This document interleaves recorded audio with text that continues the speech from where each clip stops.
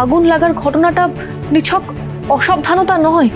সময় মতো যদি আমাদের ঘুম না ভাঙতো তাহলে তো ভয়ঙ্কর কিছু হয়ে যেত। হয়তো সেটা ঘটানোই ওর উদ্দেশ্য ছিল। আচ্ছা তেজ, ওই কিংসুক লাহিড়ী ও আবার কোনো চাল চালছে না তো? চিন্তা করো না সুধা, আগুন তো নিভে গেছে আর আমাদের বিয়েটাও হয়ে গেছে। ওই কিংসুক লাহিড়ী আমাদের কিছু বিগড়াতে পারেনি, পারবেও না।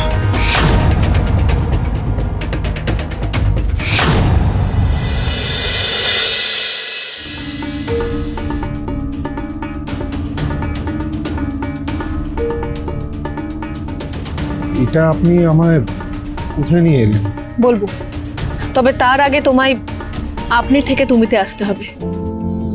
আসলে এত দিনের অভ্যেস তো, তাই। একদিন তুমি আমার এই অভ্যেসটা পাল্টেছিলে তেজ। ধীরে ধীরে আপনি থেকে তুমিতে অভ্যস্ত করেছিলে তুমি নিজেই। আজ আমার সেটা করার পালা।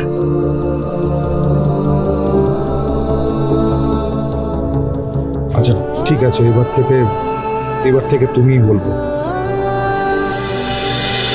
তাহলে এবার বলো এখানে কেন নিয়ে এলে? দেখে তো বোর্ডিং স্কুল মনে হচ্ছে।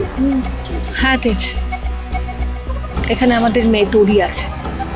আসলে ঠাম্মি জোর করে আমাদের মেয়ে তরিকে এখানে রেখেছে আর বলেছে যতদিন না আমি কিংসুক লাহিড়ীকে বিয়ে করব, যতদিন না আমার তরি একটা ফ্যামিলি পাবে, ততদিন আমার তরিকে আমাদের কাছে আসতে দেবে না। তরি এই বাড়িতেই ফিরবে, কিন্তু একটা শর্ত আছে। সুধা, তুমি কিংসুক লাহিড়ীকে বিয়ে করবে। তার মানে কিংসুক লাহিড়ীর সাথে হাত মিলিয়ে আমার পরিবারও তোমাকে ব্ল্যাকমেল করেছে। আমাদের মেয়ে তরিকেও ইউজ করতে ছাড়েনি। আমি জানি এটা অন্যায়, কিন্তু আমি এটা জানি না আমি এই সবের জন্য ওদের কতটা দায়ী করব। কারণ ওই কিংসুক লাহিড়ী বসু মল্লিক বাড়ি, ব্যবসা সবকিছু কেড়ে নেওয়ার ব্ল্যাকমেল করেছিল। আমাদের ওপর অনেক খারাপ কিছু হয়েছে, আর সব কিছু ওই কিংসুক লাহিড়ীর চক্রান্ত। ম্যাডাম, এবার এই চক্রান্ত করার শাস্তি ওকে পেতে হবে। বিচ্ছুর গুলিতে মরেনি ঠিকই, কিন্তু এবার ওই কিংসুক লাহিড়ীকে আমি নিজে হাতে মারব। না চুমকি, ওই কিংসুক লাহিড়ী শাস্তি পাবে, আর সেই শাস্তি দেবে আইন। ঈশ্বর তাকে শাস্তি দেবে। আমাদের শুধু একটু ধৈর্য ধরতে হবে। যাকে এসব কথা এখন থাক, আমরা এখানে যেটা করতে এসেছি সবার আগে সেটা করতে হবে। এর আগে যখন আমি আমার মেয়েকে এখানে নিতে এসেছিলাম তখন আমাকে ফিরিয়ে দেওয়া হয়েছিল, কিন্তু এবার আমি তরির বাবাকে সঙ্গে করে এনেছি। আমাদের আর ফিরিয়ে দিতে পারবে না। আজ আমরা আমাদের মেয়েকে বসু মল্লিক বাড়িতে ফিরিয়ে নিয়ে যাব। এসো এসো। দেখি ম্যাডাম, আপনি আবার এসেছেন? দেখুন, আজ কিন্তু কোনো রকম ঝামেলা করবেন না। না, আজ কোনো ঝামেলা করতে আসিওনি। আজ আমি আমার মেয়েকে ফিরিয়ে নিয়ে যেতে এসেছি। সেদিন তো আপনি আমাকে বাধা দিয়েছিলেন, কিন্তু আজ গিয়ে বলুন তরির মা বাবা দুজনেই তরিকে নিতে এসেছে। আর তো নিশ্চয় আপনারা আটকাতে পারবেন না। আজ থেকে তরি এই বোর্ডিং স্কুলে থাকবে না। এক মিনিট দাঁড়ান। জানো, আমার তরি না এখানে খুব কষ্ট পাচ্ছিল, খুব কান্নাকাটি করছিল। ও চেঁচিয়ে চেঁচিয়ে বারবার বলছিল, মামা আমাকে নিয়ে চলো, আমি এখানে থাকতে চাই না, আমার ভালো লাগছে না। আজ তুমিও এসেছো। এবার আমরা তরিকে বাড়ি নিয়ে যাব, আর আমাদের সাথে কিচ্ছু খারাপ হবে না। এবার সব কিছু সেই আগের মতোই হবে, সব ঠিক হয়ে যাবে। কি ব্যাপার, এত কি দেখছেন রেজিস্টারে? ডাকুন। আপনার যদি ডাকতে অসুবিধা হয় তাহলে আমরাই এই সুধা, চলো আমরা প্রিন্সিপালের সাথে কথা বলি। কথা বলে কোনো লাভ নেই স্যার। দেখুন, আজকে তরির বাবা মা দুজনেই তরিকে নিতে এসেছে। ওর বাবা মার কনসার্ন ছাড়া তো আপনারা এখানে ওকে আটকে রাখতে পারবেন না। আটকে কোথায় রাখছি ম্যাডাম? আপনার মেয়েকে তো অনেক আগে এখান থেকে নিয়ে গেছে। মানে কে নিয়ে গেছে? রেজিস্টারে লেখা আছে ওর বাবা নিয়ে গেছে। বাবা? দাদা, এটা কি করে সম্ভব? তরির বাবা তেজ বসু মল্লিক আপনার সামনেই দাঁড়িয়ে রয়েছে। ওদের মেয়ে ওদের তো কারোর কাছেই নেই। দেখুন, এসব আমি জানি না। আমি তো এক্ষুনি ডিউটি জয়েন করলাম। কিন্তু রেজিস্টারে লেখা আছে ওনার বাড়ির লোকজনই ওনার মেয়েকে নিয়ে গেছে। তরি তার বাবার সঙ্গেই বাড়ি ফিরেছে। অসম্ভব, এটা মিথ্যে লেখা আছে। ম্যাডাম, আমার মনে হয় আপনার বাড়ির লোকই আপনার মেয়েকে নিয়ে গেছে।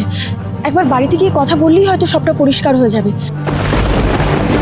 তবে ম্যাডাম, আপনার কাছে আমার একটাই অনুরোধ ম্যাডাম, আপনি বাড়ি ফিরে অন্তত বিজুর আসল পরিচয়টা এখনই সবাইকে জানাবেন না।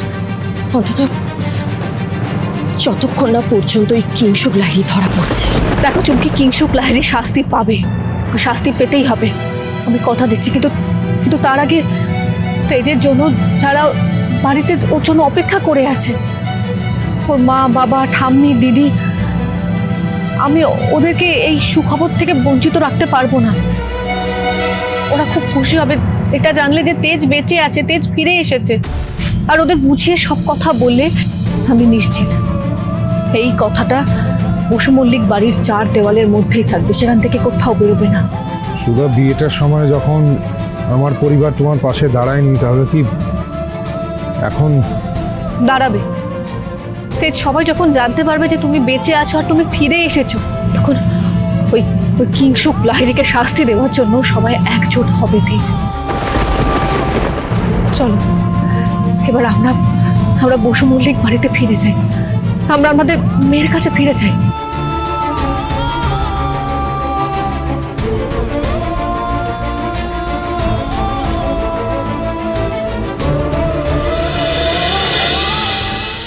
এসো এসো, তাড়াতাড়ি এসো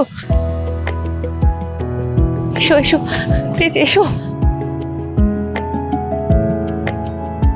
চুমকি, তেজ তোমরা এখানে দাঁড়াও, আমি ভেতরে গিয়ে তেজের ফেরার কথাটা বলে সবাইকে চমকে দিয়ে আসি।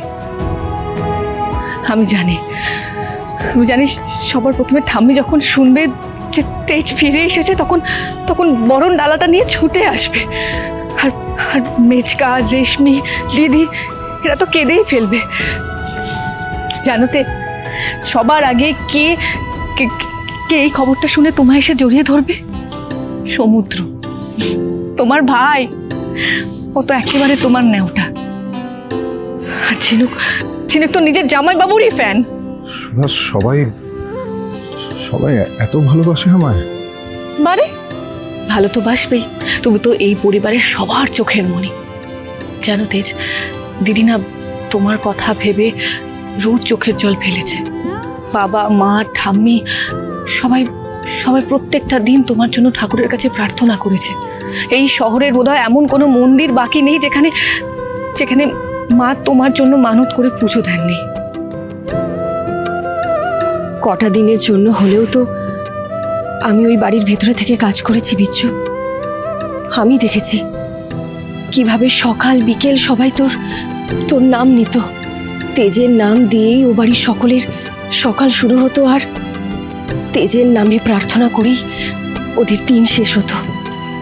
জানো তেজ, আমাদের মেয়ে তরি, ওনা প্রত্যেকটা দিন তোমার কথাই বলে। প্রত্যেকটা দিন রাতে চমকে চমকে জেগে ওঠে। আমাদের মেয়েটা পড়াশোনায় এত ভালো, কিন্তু তোমাকে ছাড়া ওর একটা অঙ্ক আজ অব্দি মেলেনি। তুমি ছাড়া ও কারোর কাছে পড়তেই চায়নি। ও এতদিন জেদ ধরেছিল বাবা এসে নাকি ওকে পড়াবে।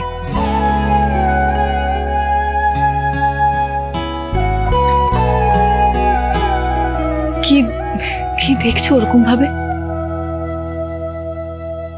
তোমার হাসিটা, এই প্রথম তোমাকে এত খুশি দেখলাম। খুশি তো হবই, আজ শুধু আমি না, আজ আমাদের পুরো পরিবার খুব খুব খুশি হবে। আজ বসু মল্লিক বাড়িটা আবার আনন্দে হই হই করে উঠবে। চুমকি, হ্যাঁ ম্যাডাম, বলছি তুমি তেজকে নিয়ে এখানে অপেক্ষা করো, কেমন? আমি ভেতরে গিয়ে সবাইকে বলি, আর আমি যখন ডাকবো তখন তুমি তেজকে নিয়ে ভেতরে চলে আসবে। আমি আসছি। সুধা, কিছু বলবে? আনন্দ হচ্ছে আমার, কিন্তু তার সঙ্গে টেনশনও হচ্ছে। আমি তো কাউকে চিনি না, কাকে কি চিন্তা করো, আমি তো আছি। আমি ধীরে ধীরে তোমাকে সবকিছু মনে করিয়ে দেবো, প্রমিস।